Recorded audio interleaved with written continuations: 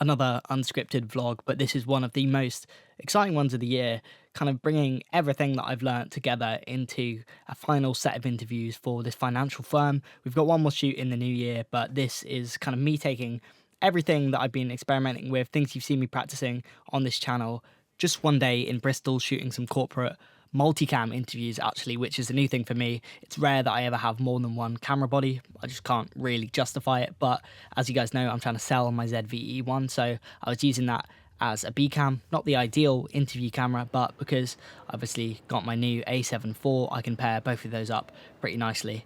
I actually got sent on the Elizabeth line for this route. Maybe I just didn't check properly when I was booking my train, but it made a nice change taking a slightly different route through London. This is the space we were shooting in.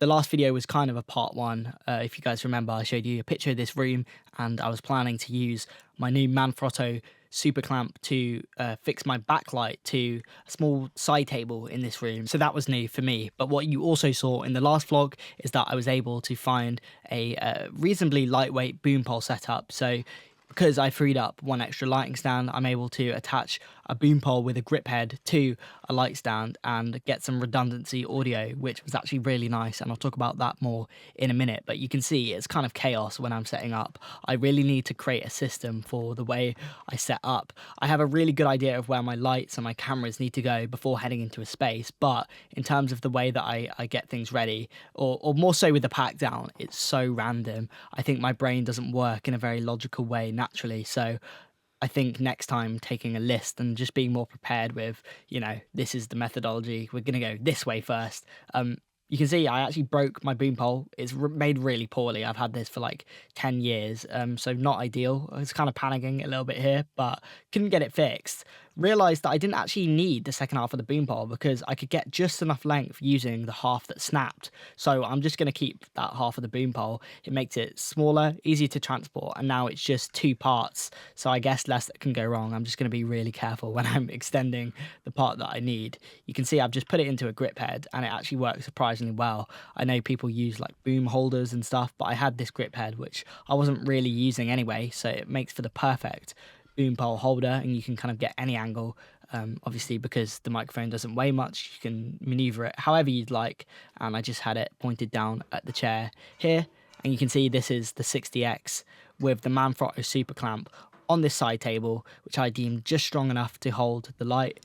And here's me switching on our F22C key light and the 60X, which I'm then able to just reposition like this. It was kind of awkward trying to find a good spot for that hit my contributor from the right angle, but also so that you couldn't see it in the B cam.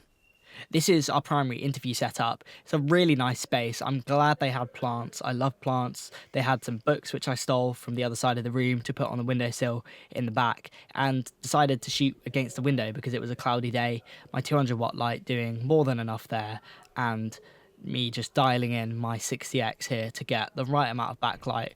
I don't know if you remember one of the previous interviews I shot for this client looked very dramatic, but this is still dramatic, but it's looking a lot more naturalistic. Eventually, I'd like to have one extra fixture just to bring up ambient light in the room, and I've mentioned this in other videos as well. A little Aputure MC just to wrap the key light around the contributor's face a little bit more. But you can see with both of these interview frames, there's loads of visual interest through the window in the back, and I just kind of stood near the chair so you can see the point of view of the contributor. There is kind of a lot going on, and that is the main worry when you add things to your interview setup, that it becomes a bit more daunting. I ran outside to get some B-roll. It was chucking it down. I put this dry bag over my head and got some exteriors of the office we were shooting in. And then this shot here shows that I just flipped the key light for when we were shooting B-roll by this bookcase, which actually worked really well considering the time constraints. I'm really glad I got a contributor release for this one, and I'm able to share my final frames. Again, like cars going past in the back looks so good in this. The two things I mentioned are very obvious. I'd love a fill light just to make it a lot less dramatic, and you can see just how dark those plants are in the back as well. But I'm very happy with these frames, and it's a really good place to leave the end of the year, especially doing multicam. The two cameras matched up really well. There was so much to manage. I'm getting more and more used to it. It gets a lot easier, but obviously my main priority is making sure the interview itself goes really well. Can I maybe ask that question in a slightly different way? So I'm going to ask you, and sorry, I should have said this before we started.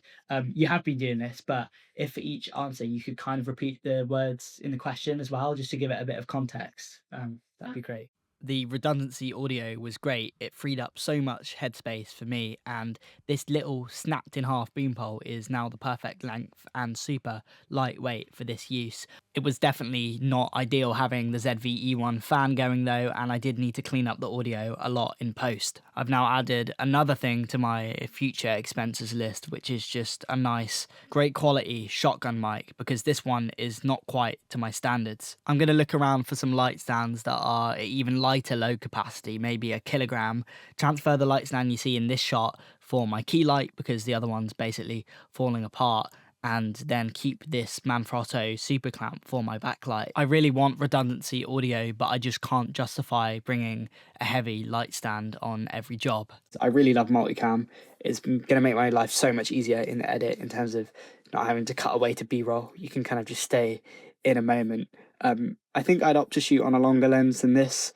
I'm happy with the angles. I'd maybe bring this one round a little bit more just to get a bit more of a profile, just to get something a little bit more interesting. But I think with all the activity going on outside and the lights being turned on and traffic going past, this is such a great backdrop. I think shooting on something closer to an 85mm, I was on a 55 with a load of, I had like dynamic active stabilization on. And if you don't know what that is, it basically just like punches in on your 4K image on modern Sony cameras for stabilization.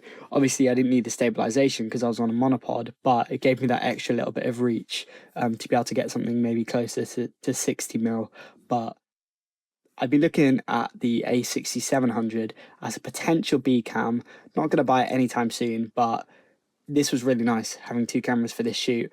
I don't want to keep the ZVE one, it's just not right for me. The A6700 is looking like a great APS-C option and something that would really work for me in terms of pairing up my full frame Sony lenses, getting a little bit of extra crop in terms of me being able to have a B cam that wasn't super expensive and something that I felt guilty about owning, would still give me that great 4K 10-bit footage, but it's obviously an APS-C camera, so it's not kind of up there with the A7IV, and I think would pair up very nicely at around the £1,000 price point. I'm hoping I might be able to pick one up next year for 800 or 900 used, which I think I'd definitely be able to justify for projects like these. I think just one more project like this and I'll make the jump.